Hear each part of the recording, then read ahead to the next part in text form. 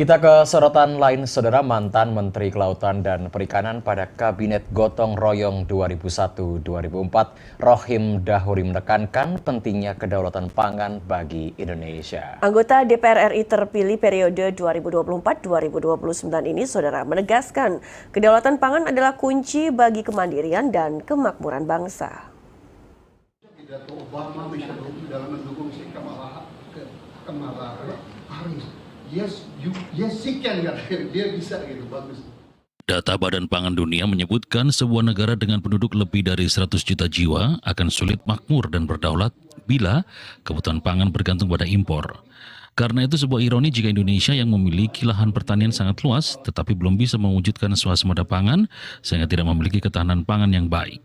Mantan Menteri Kelautan dan Perikanan pada Kabinet Gotong Royong 2001-2004, Rohim Dahuri mengatakan hal itu pada fokus group discussion sekaligus rapat kerja Yayasan Karya Bakti Bumi Indonesia bertemakan turut membangun kedaulatan pangan menuju Indonesia Emas 2045 di kota Yogyakarta, daerah istimewa Yogyakarta.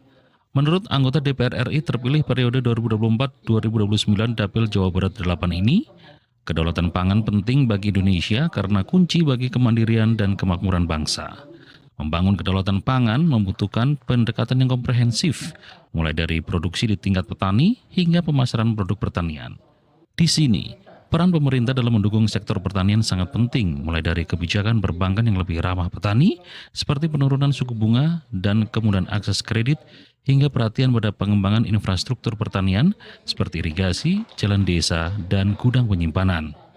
Dengan membangun sistem pangan yang berkelanjutan, Indonesia diyakini dapat mencapai swasembada pangan dan meningkatkan kesejahteraan petani. Tidak cukup membangun kedaulatan pangan itu dari subsistem on-farm saja, tapi subsistem hulunya yaitu penyediaan sarana produksi juga harus disiapkan, benih, pupuk, BBM kalau di nelayan, perbekalan melaut, dan seterusnya. Kemudian di sisi hilirnya pun ada dua subsistem, yaitu subsistem industri pengolahannya, kalau tanpa industri pengolahan tidak ada nilai tambah, dan terakhir juga market pasar. Indonesia dihadapkan pada berbagai tantangan kompleks dalam mewujudkan swasembada pangan. Hal ini karena selama puluhan tahun Indonesia masih berjuang untuk mencapai swasembada pangan. Padahal Indonesia memiliki potensi lahan pertanian yang sangat besar.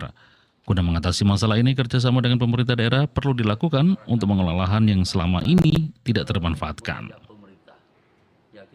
Ada 10 setidaknya daerah yang sudah siap untuk mendukung program ini. Jadi itu seperti Buleleng, itu mereka punya lahan 1.600 hektar. Dan itu cukup luas.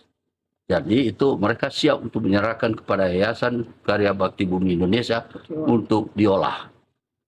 Terserah nanti itu apa yang ditanam di sana, itu nanti kita yang cek dari sisi teknologi, dari sisi pasar juga.